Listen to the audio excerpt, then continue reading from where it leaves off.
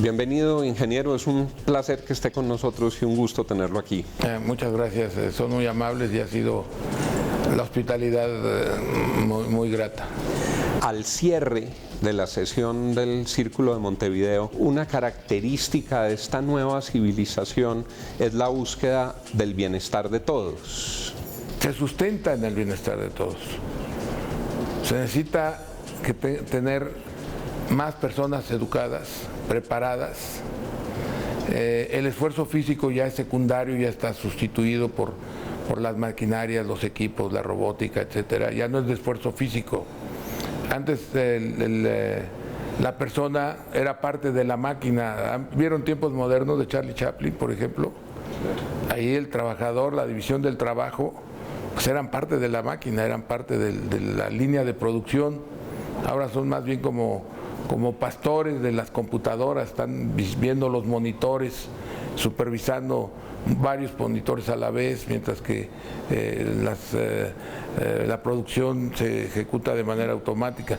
Y eso que la inteligencia artificial apenas está empezando. Y entendimos también una invitación muy entusiasta al trabajo desde temprano, los jóvenes en oficios y que luego se fueran capacitando de mejor manera y que fueran alcanzando sus horizontes. Bueno, yo creo que la educación es fundamental a todos los niveles y que aquellas personas que no tienen un interés o una vocación de hacer una carrera profesional o de hacer estudios de posgrado posteriores, deben tener abiertas muchas puertas de capacitación para el empleo, una especie de carreras subprofesionales, que no tengan que ser médicos, sino que puedan ser técnicos en salud o que puedan ser alguna actividad intermedia de ese tipo. Y que la mejor forma de capacitarse es a través de combinar el conocimiento teórico básico con la experiencia del trabajo, ¿verdad? Entonces, dependiendo de lo que va a hacer alguien, si alguien va, pues, vamos a decir, a estudiar medicina, pues desde chico o de cierta edad mediana, ya en la educación media, asistir a algunos operaciones, hasta inclusive a empezar a tener contacto con la realidad médica, o un comerciante o un empresario empiece a aprender desde muy joven del trato con las personas, cómo funcionan las empresas, etcétera. O por ejemplo, bueno, la educación en el siglo XIX era muy práctica. Estaba, por ejemplo, en la minería. Cuando se establece la escuela de minería en México, que es del origen de la universidad, pues los protocolos educativos implicaban estar en el campo un buen tiempo de la educación. Recordaremos en nuestro caso, me imagino que sigue igual, los laboratorios en las escuelas para aprender química y para aprender algunas otras materias requería de laboratorios, pero si además se fuera a las empresas, o por ejemplo, que parte de estos jóvenes que no tienen empleo, que es un programa que se está planteando en México por el presidente electo, el hecho de que puedan tener un ingreso y trabajar como aprendices en diversas empresas, o sea que las empresas abran sus puertas para permitir que jóvenes entren a capacitarse a la empresa. Lo platicábamos ayer de los emigrantes, varios de los emigrantes que están llegando a Venezuela, de Venezuela, es muy importante que se vea cómo se pueden ocupar, por ejemplo, los que son médicos, pues que se puedan dedicar a atender a las personas que tienen algún problema de salud, que los que son ingenieros, a lo mejor llevarlos a trabajar a algunos otros lugares, o trabajadores de la construcción, o comerciantes, pues colocar a las personas para que tengan un ingreso. Ha sido muy interesante aquí lo que se ha hecho, por ejemplo, en las plataformas tecnológicas de apoyo en capacitación para el empleo, lo que hizo incluso, claro, con el Servicio Nacional de Empleo, con muy buenos resultados. Ricardo. Ingeniero, también en esta reunión se habló de la política y de la importancia de la política con posiciones incluso de reivindicación, pero también de expresar preocupaciones por el giro que ha dado en algunos países la política en América Latina. ¿Cómo está observando usted estos vientos de populismo, como los describen algunos analistas en la región? Bueno, todos los calificativos y etiquetas son un poco simplistas, cualquiera que sea la situación.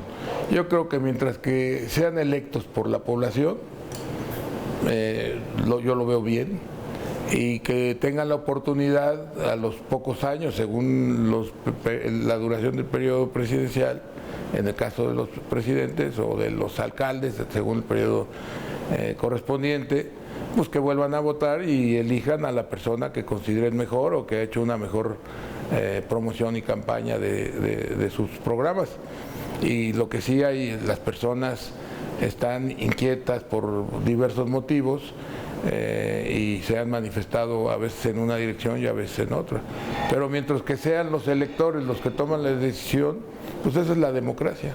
Pero usted, que su grupo de compañías tiene intereses en tantos países, ¿no le inquieta un poco que la calidad de las reglas de juego en los lugares en que operen se deteriore? ¿No le quita a usted un poquito el sueño, incluso a veces ver ciertas tendencias? No, a ver, que cambien las reglas o que cambien que cambien las reglas. Las gentes al cargo. Que cambien las reglas de juego.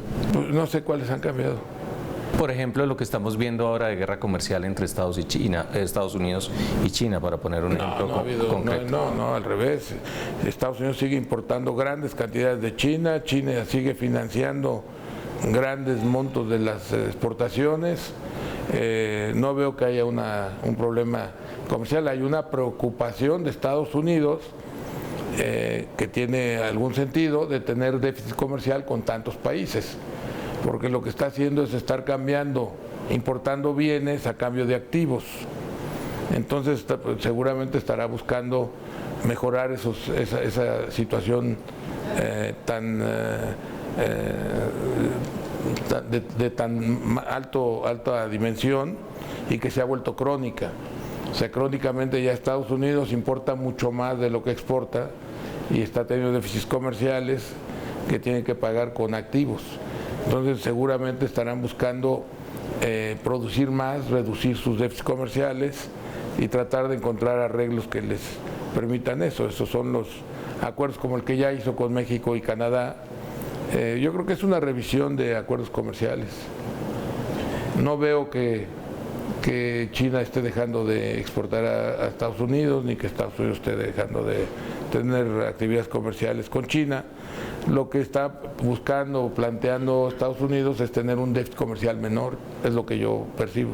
A propósito de inversiones, ¿cómo se avisora el futuro de las inversiones de su grupo en América Latina y en Colombia en particular? Bueno, ahí sí, de acuerdo con lo que usted me preguntaba, si hay, obviamente que cuando los reguladores promueven el desarrollo, por ejemplo, de las telecomunicaciones, pues eso implica mayor inversión de todos los participantes y mayor competencia.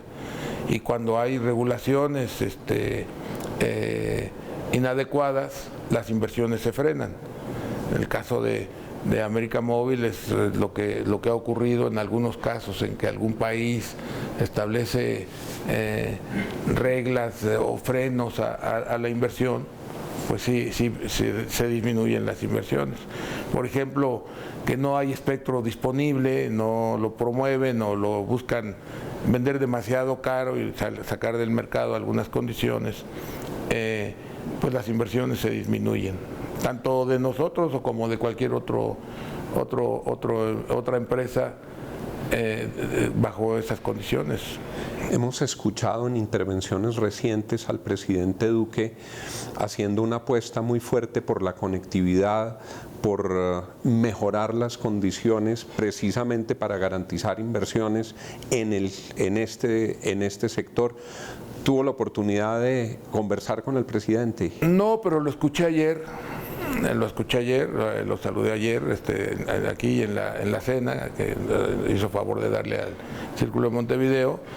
Me llamó mucho la atención, me impresionó de manera muy positiva el conocimiento que tiene, porque eso es muy importante, el conocimiento que tiene de la tecnología, de lo que está pasando en el mundo, en esta nueva civilización, en este cambio de época. Y fue muy grato, ayer fue muy amplio en su exposición, ejemplificó inclusive, se ve que es muy claro en lo que está pasando y es muy claro en su objetivo de buscar conectividad de toda la población. Eso es muy importante. Y para eso pues tienen que impulsarse y favorecerse la inversión de todos los que participamos en esta actividad. Tenemos ya varios años en el ITU, que es la Unión de Telecomunicaciones Internacional, que es muy antigua, desde el siglo XIX, que se formó una comisión para la promoción de la banda ancha. Se llama la Broadband Commission, la Comisión de Banda Ancha. Y bueno, pues lo primero era concientizar a los gobiernos y a los países de la importancia que tiene la banda ancha.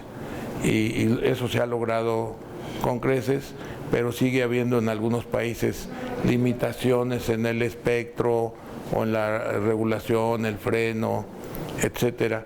Y sí, eso sí hemos encontrado una buena diferencia entre algunos países y otros. Y evidentemente, en donde hay estas limitaciones, la inversión es menor.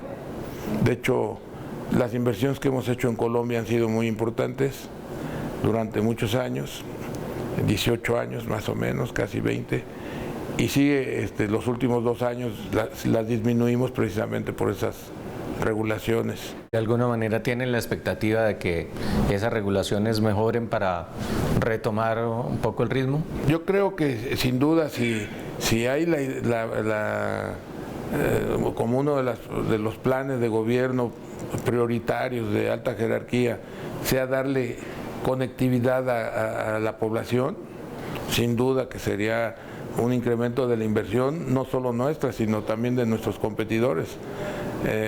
Más inversiones y poder impulsar no solamente la red, que es como se podrían conectar todos, sino también otros servicios como los satelitales, y también promover que los teléfonos, porque no solamente es hacer la red y ya queda la conectividad, queda el potencial de estar conectados, pero se necesitan aparatos inteligentes para poder acceder a Internet, que sería lo importante de la conectividad. O sea, no solamente es tener una red que permita comunicarse por voz, sino poder tener acceso, más allá de voz y mensajes, a conectarse a la red de Internet.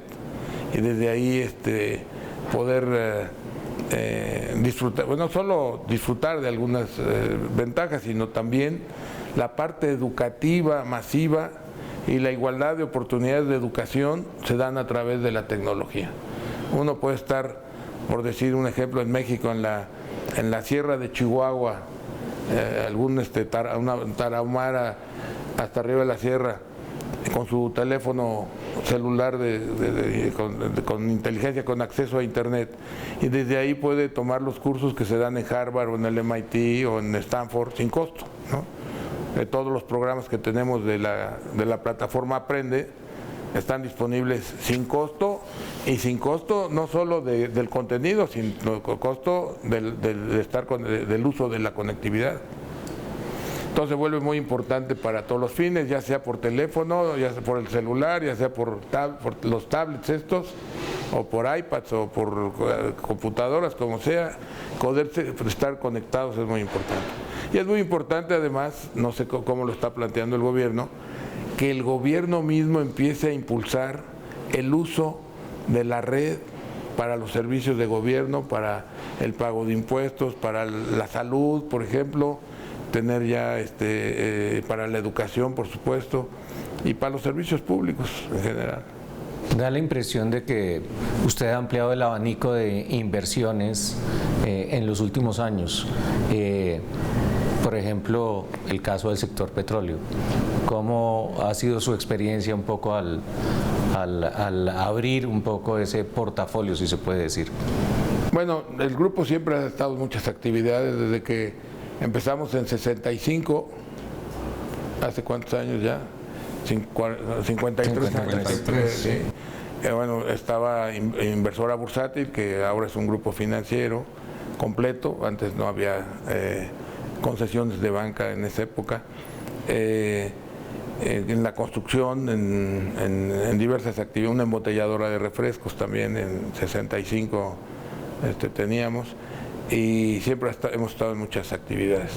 En la crisis de deuda externa de 82, que se descompusieron mucho las cosas, hubo oportunidad de hacer inversiones, más que inversiones, adquisiciones, porque inversiones a un precio a otro es una cosa, pero ya poder entrar a una actividad empresarial adquiriendo el control de la empresa es diferente. Entonces siempre hemos estado en muchas actividades y por supuesto en función de que en México se está abriendo, se hizo una reforma energética, se está abriendo poco a poco, igual que en otros países. Estamos en este campo iniciando. Tenemos ya inversiones en algunos gasoductos, hemos hecho inversiones aquí en Colombia también. En Colombia el problema que hemos tenido es de que como estaba en zonas muy alejadas, la transportación encarece mucho el producto de los campos que hubo éxito.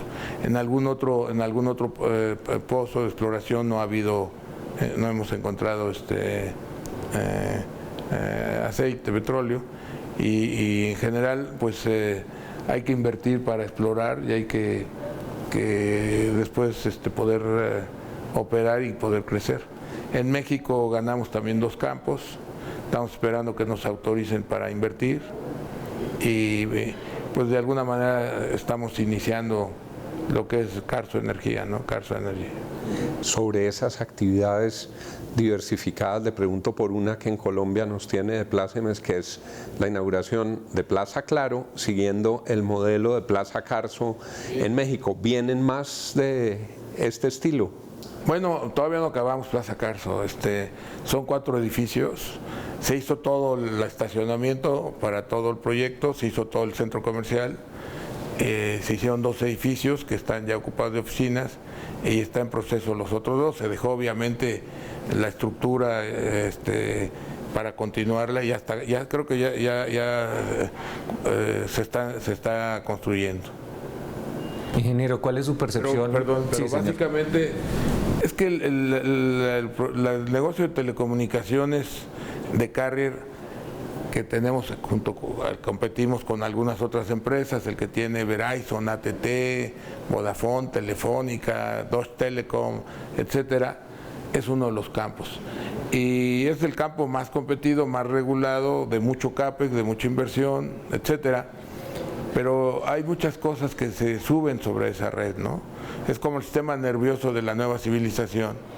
Pero ahí se sube empresas que dan servicios de video en demanda, o servicios como los que da, Facebook o Google, YouTube,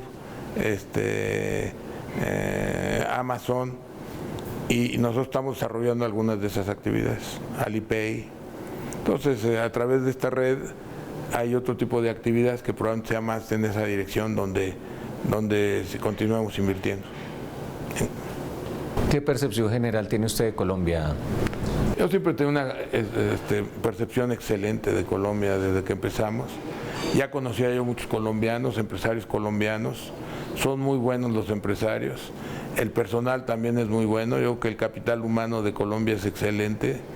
Y yo lo vislumbro un futuro muy halagador, muy positivo. Creo que tiene, pues yo diría, no quiero usar la palabra, pero pues bueno, no es muy explicable por qué está tan bajo el ingreso per cápita. Son 50 millones de habitantes, de muy buen nivel educativo. Yo creo que el potencial de Colombia es muy alto y que debería pronto de estar creciendo en niveles superiores a estos niveles que trae, menores al 3%. Yo creo que nuestros países en general deberían de crecer mucho más y que cuando llegamos a cierto nivel, 8, 10 mil dólares, 12 mil, creo que andan ustedes en 6,700. Bueno, pues muchas veces tiene que ver el tipo de cambio que se bajó y se subió, y cuando lo mide uno en dólares no da cifras muy precisas, pero en los niveles más o menos que tiene Colombia, un poquito arriba de lo que tiene Colombia, ya en los niveles que tienen pues Chile y otros países. México anda por ahí rondando los 9,000. Está a punto de romper la fuerza de atracción del subdesarrollo, ¿no? O de las vías de desarrollo. O sea, el acceso al crecimiento, cuando se rompe esa barrera de ingreso per cápita, yo pienso así, se empieza a acceder a niveles más altos. Ese es el ejemplo de España. España, cuando entró el presidente González, estaba en 4.500 dólares, el equivalente, o euros, no sé qué, y bueno, pues la dejó en 15,000 y ya se rompió la fuerza como una fuerza de atracción gravitacional, es una velocidad de escape al desarrollo, ¿no? Hacia el desarrollo. Así pasó con varios países, algunos de Europa que ya estaban en el desarrollo, pero todo Asia, ¿no? Corea, Singapur, todos los países de Asia rompieron esa barrera y se fueron para arriba. Y eso es lo que tenemos que hacer en América Latina. Y yo creo que Colombia está en una gran posición para hacerlo. ¿Y usted a qué razón le atribuye que estemos en eso que se conoce la trampa del ingreso medio, que estemos creciendo este año, por ejemplo, al 1,5%, que es una... 2,7, ¿no? 2,5. En América Latina, 1,5. Yo decía... No, en América Latina. Y Colombia... sí, Colombia 2,8 según el Fondo Monetario. La semana pasada. Según el Fondo Monetario lo anunció, pero realmente son cifras bastante bajas. Pues incluso la evolución de México ha sido de una tasa de crecimiento relativamente modesta en las últimas décadas, y pareciera que no logramos dar ese salto. ¿Qué explicación tiene usted? Yo conozco el caso de México. Hemos desaprovechado varias oportunidades de desarrollo en México, y yo creo que en toda Latinoamérica. Pues a veces es que hay la tentación del gasto corriente, hay la ineficacia, hay la falta de visión de mediano plazo o largo plazo, la presión electoral, no sé qué tantas cosas. En el caso de México, crecimos sostenidamente al 6.2% durante 50 años. Y a partir de 1982, que son 36, 37 años, no hemos crecido escasamente al 1.9 o 2, que es ridículo. O sea que después de crecer 50 años, ¿qué pasó en aquella ocasión? En aquella ocasión pasó que México dejó de ser rural y de autoconsumo y se empezó a volver urbano e industrial y agrícola. Entonces ese proceso es el que ha vivido China, por eso China lleva tanto, y le faltan todavía más para seguir creciendo sostenidamente. El paso de la sociedad agrícola a la industrial, que lo hicimos en toda Latinoamérica en el siglo XX. En algunos países todavía no se ha hecho el cambio, todavía tiene poblaciones rurales de 60, 70%, 50%. Todavía tienen que hacer ese paso. Y bueno, yo creo que no hemos sabido aprovechar en México muchas circunstancias. Yo diría que, por ejemplo, a finales de los 80s y principios de los 90s hubo un flujo de ahorro externo posterior a la crisis de la deuda externa de 82. Cuando acabó esa crisis, que fue un ajuste muy doloroso, se cayó el petróleo a $6, todo el efecto que tuvo en México fue muy negativo. A los pocos años, a los 6 años, a los 7 años, empezó a entrar mucho ahorro externo. Y ese ahorro externo, cuando se usa, cuando no va a inversión directa o cuando no va a capital, sino que se empieza a encauzar a gasto corriente y otras cosas, pues no es productivo. Entonces fue un error de principios de los 90. Luego viene el gobierno, el siguiente gobierno pues tiene que pagar los platos rotos, ¿no? Pero al final ya de ese gobierno, de finales de los 90, hay un dinamismo y de un crecimiento del 6% inclusive.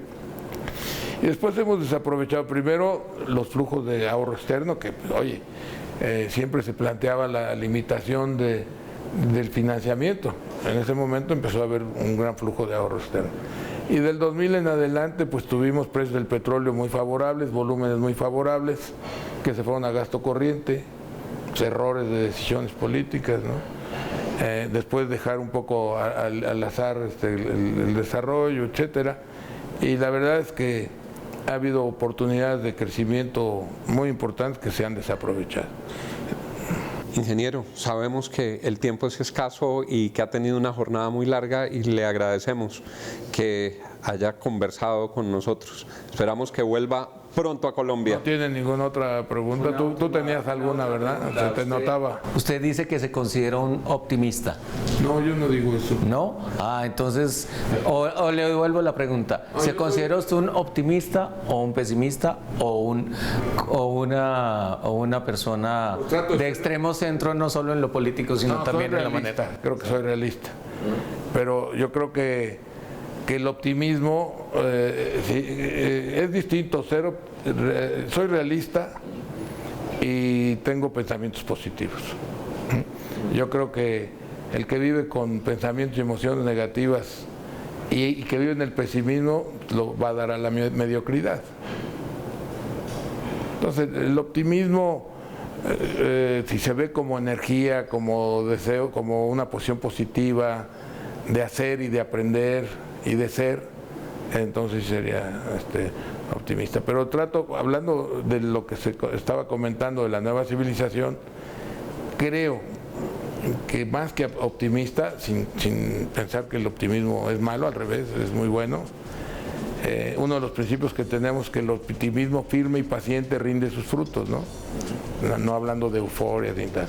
Pero yo creo que es más una realidad, o cuando menos eso creo, una realidad producto de entenderle un poquito a lo que está pasando. Ingeniero, muchas gracias. No, gracias a ustedes. Un honor y un placer haber estado con usted.